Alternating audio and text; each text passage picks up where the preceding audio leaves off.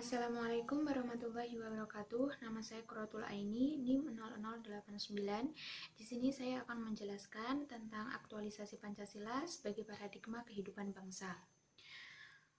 Sebelum kita beranjak mengenal Pancasila dalam lingkungan kampus, maka terpikir sangatlah perlu kita semua untuk mengetahui posisi, fungsi, atau peran Pancasila sebagai dasar negara itu. Karena dalam Pancasila sebagai dasar negara, kita akan lebih paham untuk mengaktualisasikannya dalam kehidupan sehari-hari atau termasuk dalam kampus.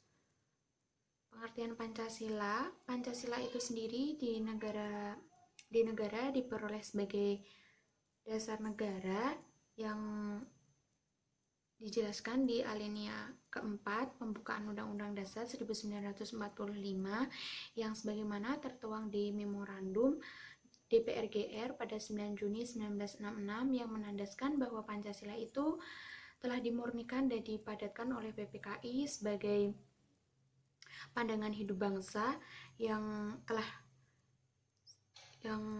telah menjadi dasar negara Republik Indonesia. Penetapan Pancasila sebagai dasar negara itu memberikan pengertian bahwa negara Indonesia adalah negara Pancasila. Hal itu mengandung arti bahwa negara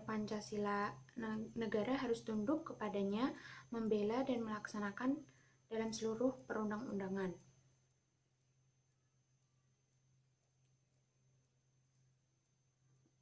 Pancasila seperti yang tertuang dalam pembukaan Undang-Undang Dasar 1945 dan ditegaskan keseragaman sistematiknya melalui Instruksi Presiden nomor 12 tahun 1968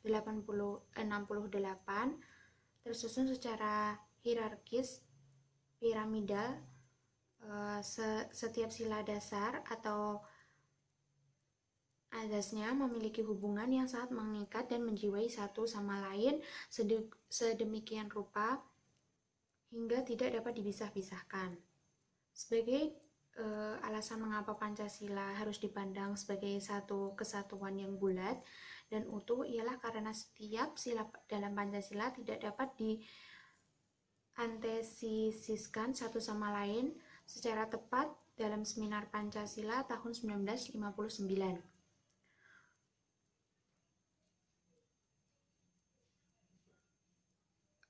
Selanjutnya yaitu pengertian dari aktualisasi Pancasila.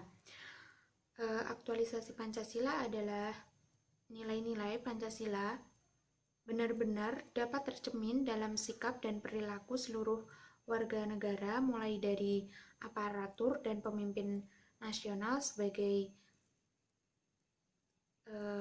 pemimpin nasional sampai kepada rakyat-rakyat biasa. Nilai-nilai Pancasila yang bersumber pada hakikat Pancasila adalah yang bersifat universal, umum, tetap dan tak berubah. Nilai-nilai tersebut dapat dijabarkan dalam setiap anggota dalam penyelenggaraan negara, dalam wujud norma-norma, baik norma hukum, kenegaraan, maupun norma-norma yang menjadi moral yang harus dilaksanakan dan diamalkan oleh setiap warga negara Indonesia. Aktualisasi Pancasila ini juga dibedakan menjadi dua macam, yaitu aktualisasi objektif dan aktualisasi subjektif.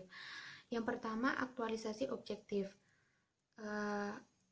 Aktualisasi ini adalah aktualisasi Pancasila dalam berbagai bidang kehidupan kenegaraan yang meliputi kelembagaan negara, antara lain legislatif, eksekutif, yudikatif. Selain itu juga meliputi bidang-bidang aktualisasi lainnya seperti ekonomi, hukum, terutama dalam penjabaran ke dalam undang-undang, garis-garis besar haluan negara, pendidikan maupun bidang kenegaraan lainnya.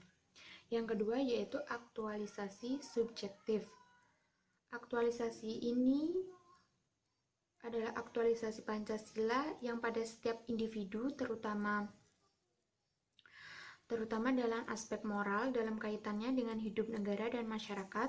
Aktualisasi yang subjektif tersebut tidak terkecuali baik warga negara biasa, aparat penyelenggara negara, terus penguasa negara, kemudian terutama kalangan elit politik, aparat penyelenggara negara, atau penguasa negara. Terutama kalangan elit politik dalam kegiatan politik, maka dia perlu mawas diri agar memiliki moral, ketuhanan, dan kemanusiaan sebagaimana terkandung dalam Pancasila. Aktualisasi nilai Pancasila dalam kehidupan bermasyarakat, berbangsa, dan bernegara memerlukan kondisi dan iklim yang memungkinkan segenap lapisan masyarakat yang dapat mencerminkan nilai-nilai Pancasila dan dapat terlihat dalam perilaku perpaduan ciri tersebut di dalam kehidupan kampus, melahirkan gaya hidup tersendiri yang merupakan variasi dari corak kehidupan yang menjadikan kampus sebagai pedoman dan harapan masyarakat. Lalu di sini ada Tridharma Perguruan Tinggi. Pembangunan di bidang pendidikan yang dilaksanakan atas falsafah negara, Pancasila diarahkan untuk membentuk manusia-manusia pembangunan yang berjiwa Pancasila. Artinya pembentukan manusia-manusia Indonesia yang sehat jasmani dan rohaninya, memiliki pengetahuan dan keterampilan, dapat mengembangkan kecerdasan yang tinggi, dan disertai budi pekerti yang luhur, mencintai bangsa dan negara, dan mencintai sesama manusia.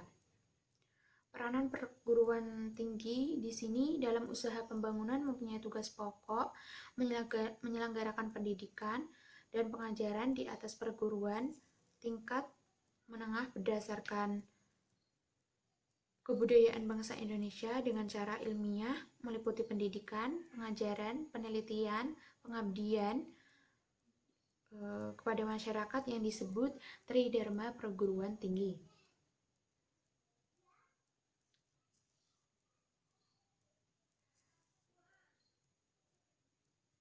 Peningkatan peranan perguruan tinggi sebagai satuan pendidikan yang menyelenggarakan pendidikan tinggi dalam usaha pembangunan selain diarahkan untuk menjadikan perguruan tinggi sebagai pusat pemeliharaan dan pengembangan ilmu pengetahuan dan teknologi serta seni, juga mendidik dan mengajarkan untuk mahasiswa berjiwa penuh mengabdi serta memiliki tanggung jawab yang besar pada masa depan bangsa dan negara, serta menggiatkan mahasiswa bermanfaat bagi usaha pembangunan nasional dan pembangunan daerah. Jadi itu tadi manfaat dari Tridharma Perguruan Tinggi. Mungkin itu saja dari saya, kurang lebihnya mohon maaf. Wassalamualaikum warahmatullahi wabarakatuh.